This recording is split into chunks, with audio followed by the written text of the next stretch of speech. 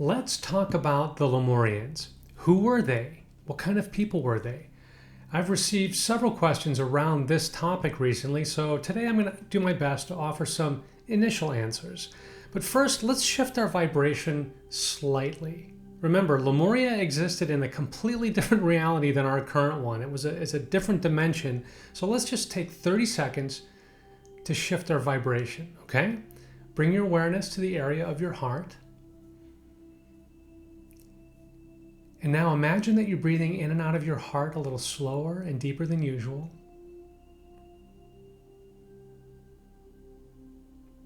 You're not forcing anything, you're just allowing your breathing to become a little slower and deeper.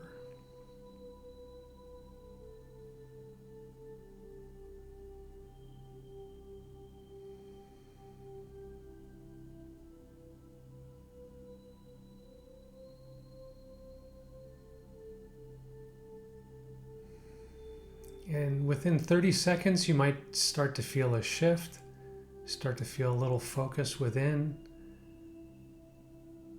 You're feeling a little bit more calm and centered.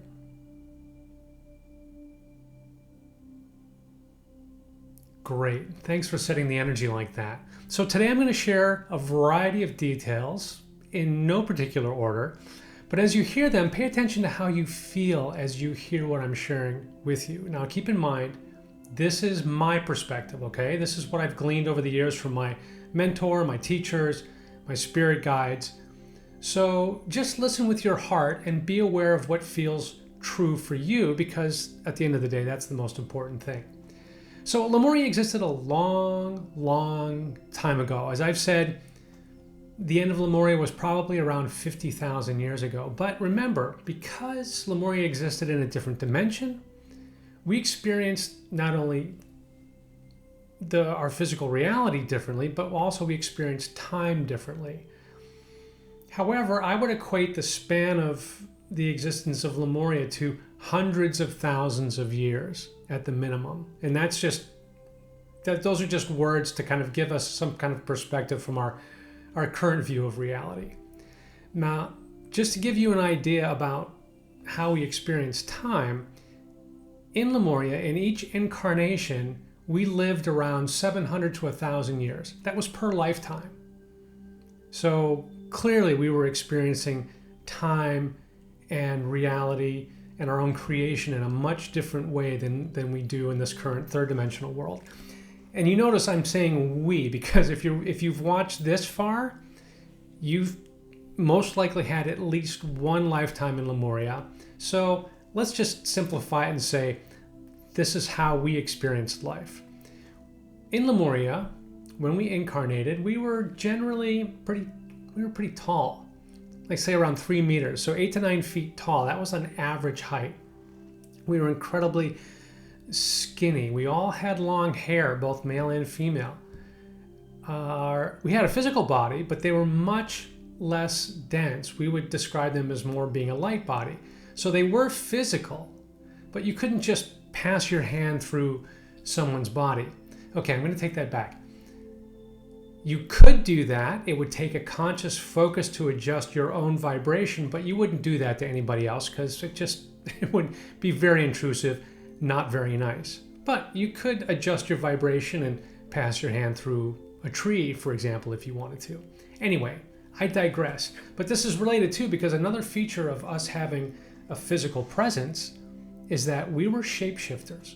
We could consciously change our physical appearance simply with our focused intent. Now, it wasn't so dramatic that we could make ourselves look like an acorn, okay? That's cartoonish. But you could take your physical form, and because it was such a light body, we could learn, and it took some practice to consciously change your physical appearance. So all of us were shapeshifters. It was just a natural part of what a Lemurian was, and especially at the end of the Lemurian evolutionary process. We all had this capability. Some of us chose to live in the water world, most of us on land, but some of us chose to have kind of a humanoid physical form but live in the water. And these are where stories of the Mer people came from, because there were Lemurians who lived in the water, male and female, and would often shapeshift between the water world and the land world, oftentimes between daylight and nighttime. So daytime in the water, nighttime on land. So we could shift our physical presence that dramatically as Lemurians. In general, we were really balanced energetically. All of our physical and non-physical presence was very balanced energetically, just something that we did naturally maintain our state of well-being. We were very, very healthy. In fact, you could say that there is essentially no disease in Lemuria, because disease is simply a physical manifestation of chronic negative thoughts. That's all it is. Negative thoughts first show up as emotions, and if those emotions are ignored for long enough, it becomes some kind of physical imbalance, some kind of physical manifestation. So that's what dis-ease is. But in Lemuria, we basically didn't experience that. Someone recently emailed me and said that when she thought about the Lemurians, the word delicate came to mind. And I had never thought of that word before, but as soon as I read it, totally resonated with me. In fact, I got goosebumps reading it, because that is the perfect word to describe how we were energetically. We were very delicate, highly refined, but not fragile. So we were delicate, highly refined energy, but we were not fragile beings, okay? But that's a great word. I really like that word. And some people ask, were there genders in Lemuria? And yes, there were. There were male and female incarnations. However, as I said, our energy was balanced, very balanced. So everybody, and you know this even today, you're a mix of male and female, feminine and masculine energies, right? And we all have varying degrees of balance. Well, in Lemuria, the female, male, or feminine, masculine balance was present in everyone, but there was just enough differentiation that there would be female and male incarnations physically. Also, another thing to keep in mind is from the fifth dimension onward, and I'm saying relative to our current dimension, if we're living in a third dimensional reality, from the fifth dimension onward, it's pretty much everything's divine feminine. But in Lemuria, there was just enough differentiation that they had genders, but not as polarized or distinct as we have in the human 3D world. We were loving and kind, compassionate, evolved souls. That's just who we were. We lived from our hearts. It was a heart-based society, so we didn't live from this rational, analytic mind, because we were energetically aware of everything around us, both physical and non-physical. So with that awareness, we knew that we were part of the whole, and we felt our connection, and we felt how we were influenced by other vibrations and how our vibration affected others. So just that keen awareness made us very balanced, heart-centered beings. And we had physical senses, but compared to our current experience of our 5 physical senses, our physical senses in Lemuria were extremely acute. Let me give you a couple examples. In Lemuria, you could spot a leaf falling from a tree, say 100 meters away, and you could focus your awareness, focus your attention on that leaf, and then you could perceive the sound that leaf was making as it passed through the air from 100 meters. Here's another example. If you came across a beautiful flower blossom, we wouldn't pick it. First of all, we'd never pick the blossom, but we would want to experience that flower in its totality. So we would use all 5 of our physical senses and our 6th sense to experience the entire vibration that blossom was offering to us. So when we experienced the flower, it was a total multisensory experience and registering on multiple levels, including our 6th sense. And speaking of 6th sense, our 6th sense grew out of our acute 5 physical senses. So once these 5 senses are totally active and very sensitive and aware, they start to weave together as a whole. And this is what gave birth to that intuitive 6th sense, because as you open up your awareness to all the vibration around you, you develop this higher awareness of everything at a higher level. So we were keenly aware. We knew how to focus our awareness, focus our consciousness. This was just a cornerstone of what it meant to be Lemurian. We also had a 7th sense. We called it our transitional sense, because we were keenly aware that we were multidimensional beings, that we were always evolving, constantly becoming something more. And as you would expect, we were telepathic. We were all telepathic. We didn't need to use words, written or spoken, to communicate. We could communicate from our hearts telepathically, not only to each other, but to all the living beings, physical and non-physical, around us. We just knew it was consciousness, and we could tune in and communicate from our hearts telepathically. Now, as a result of that, we were very, very careful about the thoughts we chose to think, right? Because our thoughts, we knew that our thoughts manifested our reality. So it wasn't just a telepathy thing. We weren't afraid of each other, but we were very choosy about where we focused our attention. Now, sometimes people ask, how did we actually incarnate? Well, most of us chose to incarnate through a mother, through her womb. A little bit different physiology and process than humans experience today, but it was a gestation period within the mother that lasted for 27 moon cycles. But coming through the mother's womb, through the birth canal, was only one way of incarnating.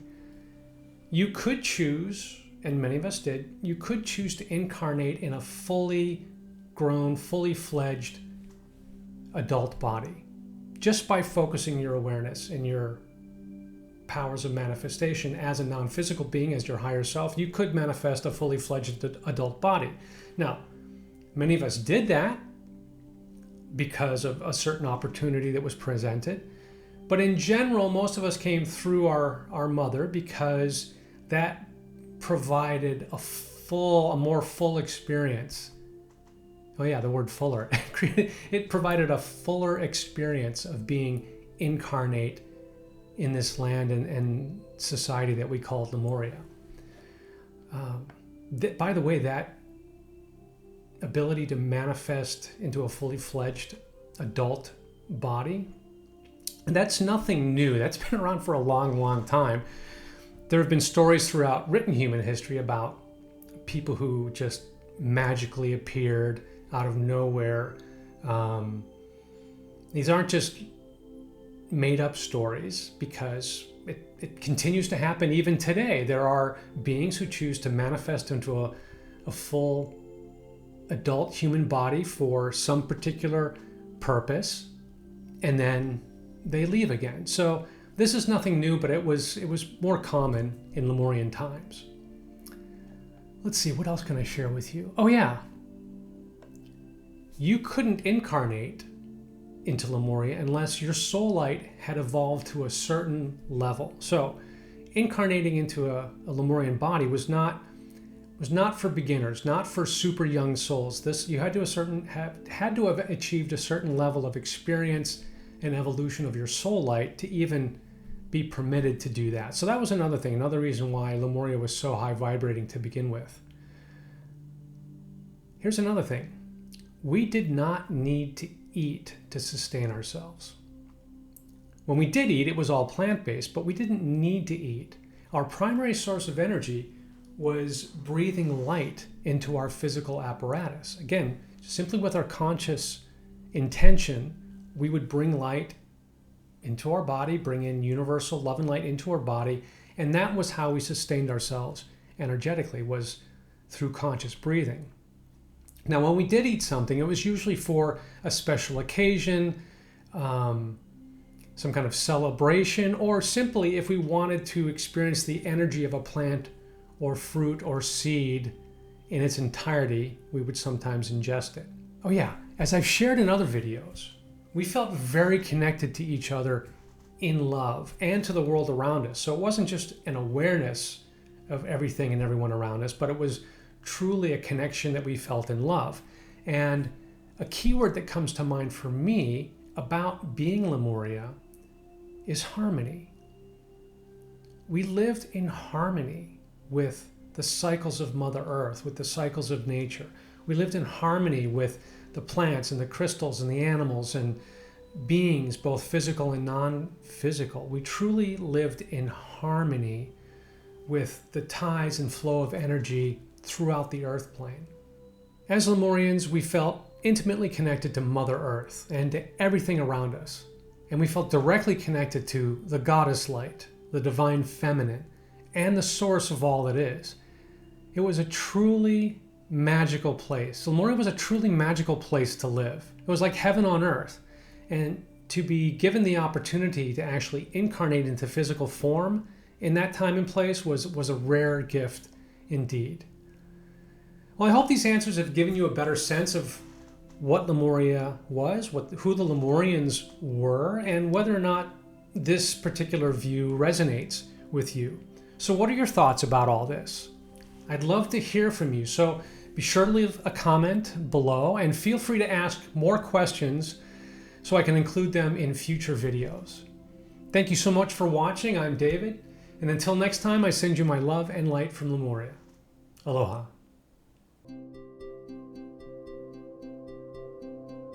Thank you.